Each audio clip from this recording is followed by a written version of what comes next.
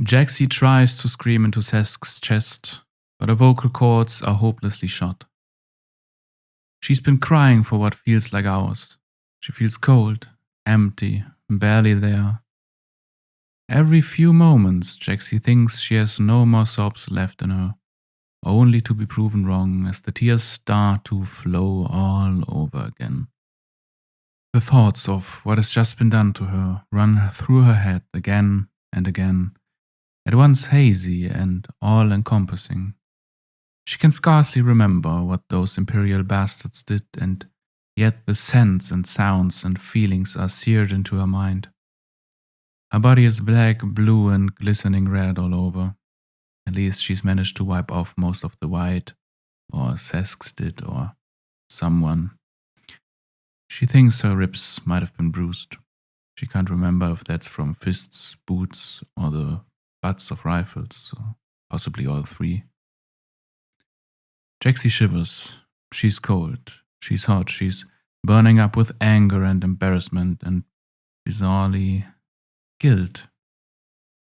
She feels like she should have fought to the death, or let the Imperials shoot her, or just killed herself when she had the chance. To some extent, she feels grateful for the torrent of emotions in her chest. It distracts her from how disgusting she feels. Sesk holds her in his strong arms. She is so fucking grateful for him. When she was dumped into the cell, she thought she'd be alone, but he'd been there. Oh, he's chained against the wall, of course. He'd probably have tried to jump the Imperials if he hadn't been, even before seeing the state of Jaxie. But at least they are long enough that he can sit on the floor and hold Jaxie while she's crying her soul out. He runs his hand through her hair, insofar he can. The chain's not quite long enough to grant him full reign. While she sobs a mixture of blood, salvia, and a sticky mess she dearly hopes is her own snot, into his ragged bomber jacket. She refuses to consider what else the slimy mucus on her face could be. Sesk doesn't tell her it's gonna be okay. Jaxie appreciates that. He's never been a liar. Instead, the words out of his mouth are far more reassuring. "We are going to fucking kill them for this, Jax," he says through gritted teeth, jaw tense, voice cold. "I'm going to tear their fucking throats out with my bare teeth if that's what it takes." Jaxie nods. She has no words. Couldn't speak them if she had them, with the number she did on her vocal cords. She just crawls into his chest further, desperately hoping she'll be able to curl up into his heart and stop existing as anything but a pleasant memory from Sesk's past. At least Sesk is here. Jaxie is, on some level, glad that he got captured with her. The thought makes her feel guilty. She thinks it anyway. There's no way she'd be as pulled together as she is right now if he hadn't been in this cold, miserable cell to hold her and comfort her. The sound of footsteps outside. Jaxie's blood freezes. "Not again," she pleads to herself. "Please, not so soon. Let me rest. Just let me..." Footsteps cease right on the other side of the door, and a small moan of resigned horror escapes Jaxie's lips. Around her, Sesk's arms tense up.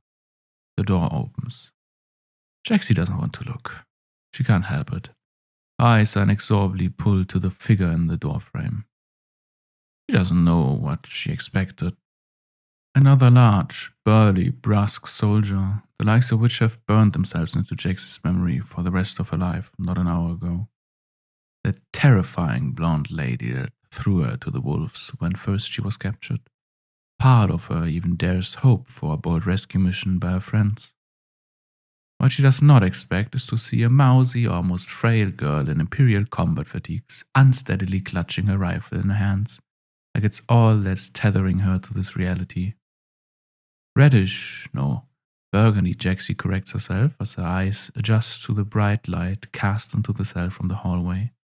Hair falls down her shoulders. She's not too small for her clothes, but it feels like she is. This girl looks less like a combatant, Then some of the actual civilian militia Jaxie found herself fighting alongside in the early days of her life as a rebel. Jaxie hears laughter. It takes her a moment to realize it's her own. She doubles over in Cesk's embrace, howling with hysterical bouts of glee, gasping for air where she can. She barely registers it.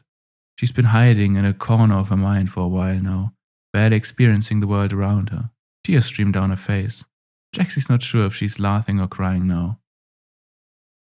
"Jaxie Thornth," Burgundy Hair says, her voice quivering. She clearly didn't expect the ridicule, and she's not handling it well. "Get up. You're coming with... Will you stop laughing?" The shrill shriek cuts through the air and briefly silences Jaxie. Then she realizes the girl in front of her is probably at least 6 years her junior, and she's shouting like a drill sergeant's kid trying to intimidate their dad during recess, and her laughing fit returns twice as loud. For a moment she can feel low, rumbling vibrations from Cesk's chest, and she hears him join in. For a moment, they hold all the power in the cell, and their wannabe warden has none. For a brief, wonderful moment, Jaxie feels no fear. Then the girl slams her fist into the metal wall of the cell, the butt of the pistol she's drawn amplifying the noise. Her rifle slung over her shoulder, now, and her knuckles are wide around the grip of her sidearm. The loud sound sends Jaxie curling up into a ball, her mind washed away in fresh terror. "I said shut up!" the girl screams, punctuating every scream with another bang on the wall. The sound hammers into Jaxie's chest, tearing open the ribcage and dragging her shrieking hard out into the harsh light.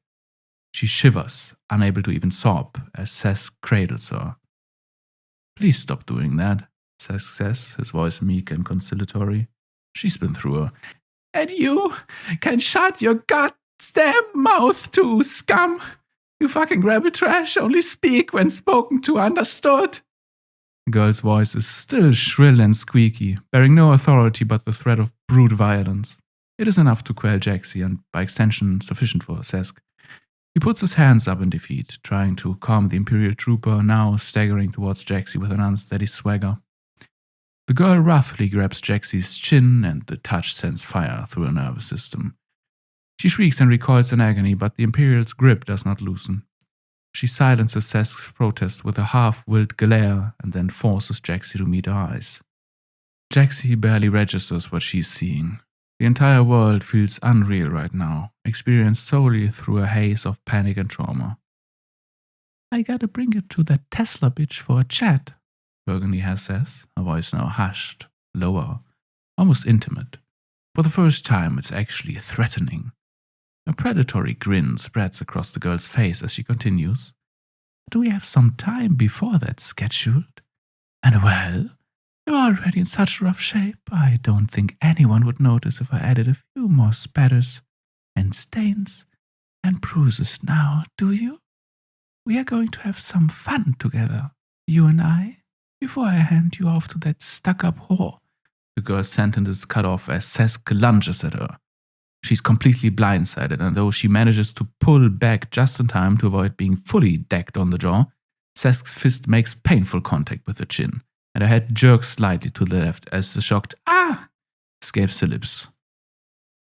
For a moment, she holds her chin in her hand, staring at Cesk, leaning protectively over Jaxie, not comprehending what just happened.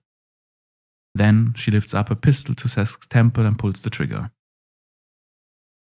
The shot is even louder than the banging on the walls was, and Jaxie, barely sentient at this point, recoils from it even further. But the sound that follows is even worse. Sickly, wet, mushy noises from above her as Cesk slumps to the side. Sticky red fluid pouring out over her. She feels herself covered in something. She needs a second to realize it's brain matter. Jaxie doesn't want to look, but she can process what the girl just did, and so, in a barely coherent state, she looks up to her brave Cesk for support. Her heart shatters as she sees the corpse of the brave pilot and a dear friend hanging by the chains of the Imperials that bound him in his cellar, half his head blown off by the point-blank shot, blood and bits of brain dripping out of the massive hole in his skull. One of his eyes is completely gone, The other stares ahead glassily, with none of the strength or light it once held within. Jaxie vomits. She realizes too late that her head's still turned towards her friend's body, and she nearly chokes on her agonized shriek as she throws up all over Sesk's corpse. The Imperial looks at what she just did, then at the smoking pistol, at Jaxie, at the vomit on the corpse. Finally back to Jaxie. She shrugs. The murderer and the gun are both covered in blood. "Well," she says lightly, with more sick, amused confidence in her voice than Jaxie's ever heard her have. "That's going to make this a lot easier." She smashes Jaxie in the face with the butt of a pistol, sending the rebel pilot sprawling flat on her back. Jaxie barely feels it, can hardly see what's happening. All she feels is the warm blood on her face, and all she hears is the dripping of Sesk's life on the cold steel floor. The girl grabs her by her hair and drags her away from the pile of meat and vomit against the wall, to the middle of the chamber, and Jaxie is only weakly able to claw at her, wanting to crawl back to her friend's corpse, cradle him, feel his warmth one last time before he grows cold. Burgundy won't let her. The girl might not be strong, but she still survived Imperial boot camp, and Jaxie's barely able to control her own body at this point. It's not a contest. Burgundy stows her pistol, its grisly work complete. She pins Jaxie down to the ground by her throat with one hand, damn near crushing the captive rebel's larynx. Her other hand wrathfully runs over Jaxie's body, grasping and pinching and squeezing where she wills. The grin on the Imperial's face grows more wolf-like, poking at Jaxie's wounds and bruises and relishing every moan of pain that causes. "You know, Thornth," she says, "I still have to present you to Tesla in one piece, and at least clothed, so I can't tear this fucking rebel fit off you." She roughly grabs one of Jaxie's breasts through the green military jacket she's still wearing, now covered in all manners of disgusting fluids, but still mostly intact. "Saved by the bell, I guess. For now. Can't believe we haven't even fucking changed you into proper prison jumpers yet. Then again, it is going to be fun to fuck you while you're still wearing that fucking rebel getup, so I suppose I see the appeal." She punctuates her words by burying a fist in Jaxie's already sore ribs, and a moan of pain escapes her lips. "What's the matter, Thornth? That hurt?" Burgundy barks out a merciless laugh, not even waiting for the response she knows Jaxie can't give. "This is nothing, rebel bitch. It's gonna get much worse for you, I promise. I'll see to it personally if I have to. But for now," she continues, grabbing one of Jaxie's hands, "I'm much more interested in what you can do for me." She presses the limp hand against her crotch. Jaxie tries to put away, but she's barely even present. She vaguely registers the feeling of something hard bulging between the Imperial's thighs.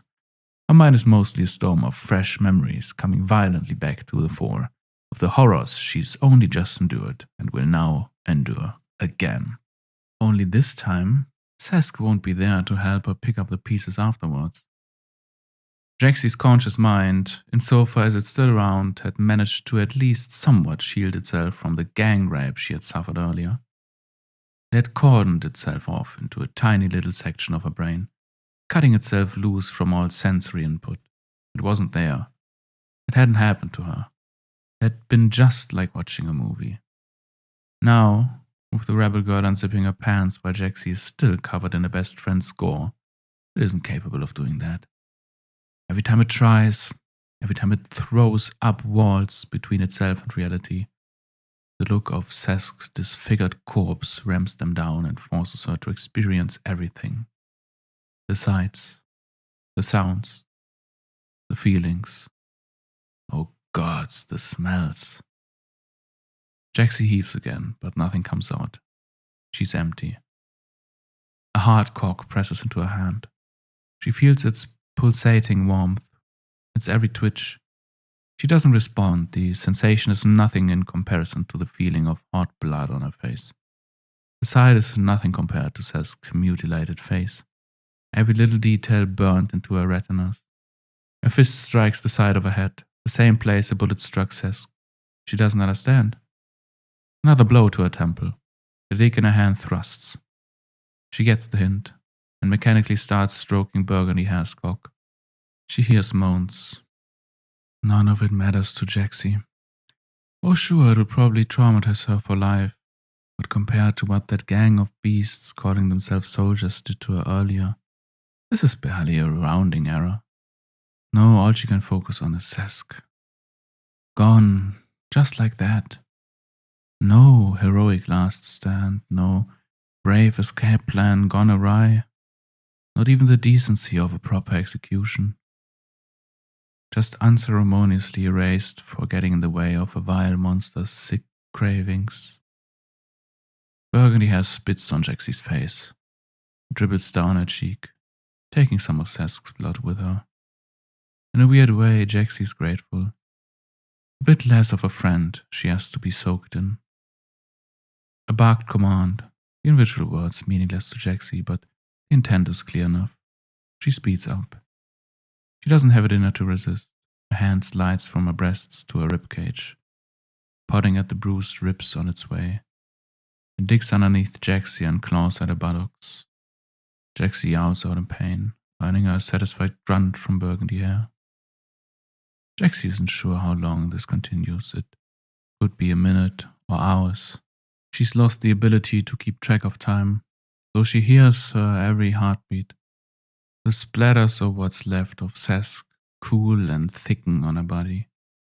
A stabbing numbness grows in her arm as the non-stop strokes tire her out. She doesn't stop. She's not quite sure she remembers how to. Eventually, after what feels like endless eternities, she feels Burgundy hair tense up. The groping grows even rougher. She begins thrusting into Jaxie's hand, hugging it like it's a cunt. After a few thrusts, the Imperial suddenly rises unsteadily to her feet, dragging Jaxie up to her knees by her hair. "Oh, you've cut me close, rebel slut," Burgundy hair moans. "But I'm not gonna finish all over you. You'd barely even notice, I'm sure. No. No. I'm going to blow my load somewhere you won't forget, bitch. I'm gonna etch myself into your traumatized fucking rebel brain forever. You understand? You're going to suck my cock.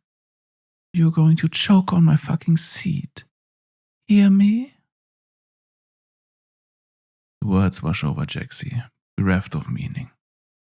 What little is left of her cognizant mind howls in agony, desperate to fight back, to crawl into a corner, to do anything to stop this, but she can't so much as lift a finger. She just lets Burgundy hair do whatever she wants. The Imperial slaps her cock against Jaxie's face, the musky, sweaty scent assailing her nostrils, briefly overpowering even the smell of death. Burgundy hair moans, grabbing her throbbing dick just below the head and smearing her dribbling pre-cum into Jaxie's already ruined hair. She looks down at the broken mech pilot, eyes alight with malice. "Are you ready, rebel whore?" she asks, thrusting her cock against Jaxie's closed lips. Jaxie doesn't squeeze them closed, but she doesn't freely open them either. It's the last act of resistance she can manage. Burgundy hair smacks her across the face with an open palm for her trouble. "Open up, bitch. I'm going to pump you full of cu—" Just as Jaxie's last tethered remains of resolve are about to shatter, her lips on the verge of splitting apart, a light flashes through the room. Jaxie thinks she hears a faint cackle of electricity on the edges of her consciousness, and Burgundy hair stops talking. Insofar Jaxie can still think, she dimly wonders if, maybe, an alarm's going off. That theory is proven wrong when, a second later, the Imperial slumps to the ground, collapsing like a marionette with cut strings. Jaxie stares at her, unblinkingly. Did she have a stroke? What happened? It takes her a second to notice the hole in Burgundy hair's neck. Not a disgusting, gaping hole, brutally torn open by an uncaring bullet, ratcheting through the tender flesh and yielding bone, like what had been done to poor Sesk. No, this hole is small, perfectly round, no blood either. It takes some time for these facts to filter through the thick miasma of trauma clouding Jaxie's mind, but eventually she puts the pieces together. The sound, the light, the entry wound. Slowly Jaxie turns her head to the open door of the cell, and there sees her worst fears confirmed. Within the doorframe, backlit by the light from the hallway, stands an impeccable figure clad in a black military greatcoat, knee-high leather boots, and a matching peaked cap. Her blonde hair cascades down her shoulders in flawlessly arranged waves. Icy blue eyes fall upon the corpse of Rebel and Imperial alike with equal indifference until they meet Jaxie's. As the terrifying woman fixes her gaze upon the kneeling Rebel pilot sitting amidst the gore of a former comrade, a tempest of emotion flares up through Jaxie's chest. Anger, hatred, fear, disgust. Bizarrely, gratitude. Oh, for saving her from another rape, of course, but not just that, not even primarily that. This was, after all, the same woman that had condemned Jaxie to much the same with an entire squad of Imperials not hours ago. No, as the initial shock of Cesk's death and Jaxie's latest violation fade, replaced by the sinking feeling of trauma etched eternally in her mind, Jaxie's mental faculties slowly begin to return. She's once more able to think, if barely, and she realizes what she's grateful for. The laser pistol. Its kill was clean. No shower of blood, nothing and nobody caked in even more gore. It did what it was supposed to do and left everything else untouched. Looking at the woman in the doorway, her boots polished to a sheen, nary a speck of dust on her coat, Jaxie can believe everything this woman does, everything she touches, will be just as clean and untarnished as that shot through Burgundy Hair's neck. Hating herself for it, part of Jaxie's mind craves that cleanliness. To be like the woman in front of her, or at least within her sphere of influence, then surely she wouldn't be covered in blood and spit and cum and fucking brain matter. Thank you. The words are out before Jaxie realizes it. The woman in the doorway gives the slightest, nigh imperceptible nod. You are welcome, Jaxie Thornth, she says. Her voice surprises Jaxie. She'd expected some sort of drill sergeant voice. No nonsense, no frills, perfect but matter of fact, much like the rest of the woman's presentation. Instead, it's soft and warm and downright pleasant on the ears. It's perfect, but much more like an angel's perfection than an officer's. The woman strides into the room. Her boots are not tarnished by the gore strewn about everywhere. She does not appear to avoid the puddles of blood or bits of brain on the floor. It seems more like there simply never is any on the path she takes. She stops before Jaxie in a flawless parade dress and looks down on the ruined woman before her. You're in pain. It is not a question. Jaxie nods, suddenly realizing how much everything hurts. The sheer presence this woman emanates, kicking Jaxie's screaming senses into overdrive. Her ribs feel sorer. The pre-cum in her hair feels stickier. The scent of death around her becomes near overwhelming. Tears well up in her eyes. The woman produces a syringe. It's filled with a strange, midnight blue substance. Jaxie thinks she can see specks of light floating within it. I can take it away for a brief while. You will not remember much. The woman's explanation should terrify Jaxie. They could do anything to her while she's under. Then again, what could they do they haven't already done while she was awake? You will wake in clean clothes and a different room. You will no longer be in pain. Do you want this? Jaxie knows she should refuse. Tell this crazy Imperial bitch to take her drugs and shove them where the sun don't shine. This was still the evil hag that let a bunch of brutes have their way with her. Jaxie tries to tell herself. She doesn't have it in her. She's sore and tired. She just wants everything to stop. Slowly, against the part of her that clings onto the unbroken rebel pride, she nods, Her head goes down, then up again. The woman gives her another barely extant nod. A kind voice, the only nice thing in the cell, washes over Jaxie's ears again. "They have both left you, Jaxie Thornth," she says as she takes the cap off the syringe and pushes the plunger down ever so slightly. A glistening dark drop of the substance within beading up on the needle point. She glances at the corpse of Sesk and Burgundy Hair. Friend and foe, rebel and Imperial. Within the vagaries of war, none last forever. The woman goes down on her haunches, her eyes now almost perfectly level with Jaxie's, only just slightly above hers. Jaxie nods again, tears now streaming freely down her face. The pain of all the comrades she's lost washes over her again, as fresh as it was when they first fell in their struggle. Weirdly, she even feels a pang of pain looking at Burgundy Hair's corpse. She was a vile part of Jaxie's life. For the brief moment she was in it, but she had been the only other person in here with her once Sesk died. Jaxie can suddenly not bear to be alone in this cell again. She's deeply grateful that the imposing woman now almost tenderly brushing Jaxie's matted, disgusting hair away from her neck is here with her. She doesn't want to lose this woman too. She's Jaxie's only distraction from everything that has happened to her and her friends today. "I will not promise you kindness," the woman says, aiming the needle at Jaxie's exposed neck with a steady hand. "And I will not promise you mercy."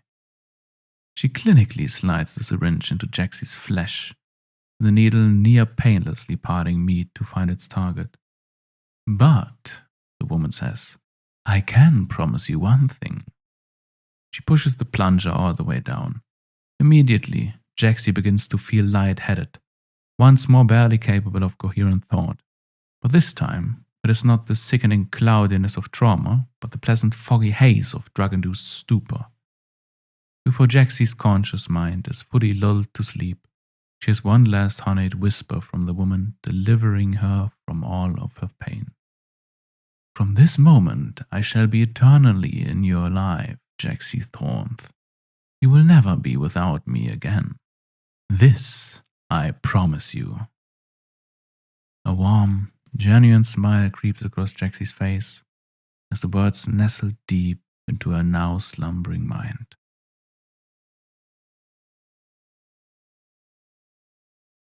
"Now, are you sure of this, Hazy?"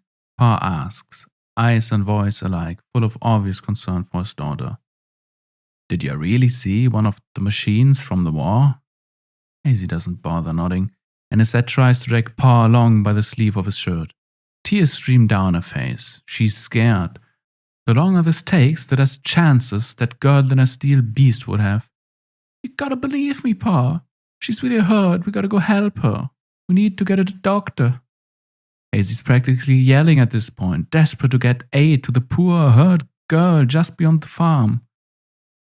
"Okay, Hazy, okay, I believe ya," Pa says, the soothing voice he always uses when his little girl is in distress, putting Hazy a tiny bit more at ease.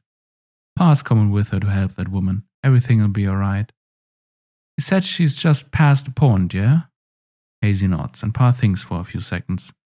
"Ma knows a bit of wound binding," he says, voice determined. "I'll go and get her. See if we can't make sure that girl's blood stays on the right side of his skin." Pa gently places a heavy hand on Hazy's shoulders, speaking with that tone of command only a parent in an emergency can muster to their child. "Your legs are fast on mine, Hazy. I need you to go sprint to town and get Dr. Brosco. Tell him I'll pay him whatever he wants to outrun the bloody devil today, you hear?" Hazy nods, intensely grateful for Pa's ability to stay calm in crisis. She's about to stammer out a plea of gratitude, but Pa's already turned around, entirely as fixated on helping the poor girl his daughter swears is just beyond the farm as Hazy herself is. The young culturist takes a deep breath. She draws strength and resolve from the lingering feeling of Pa's hand on her shoulder.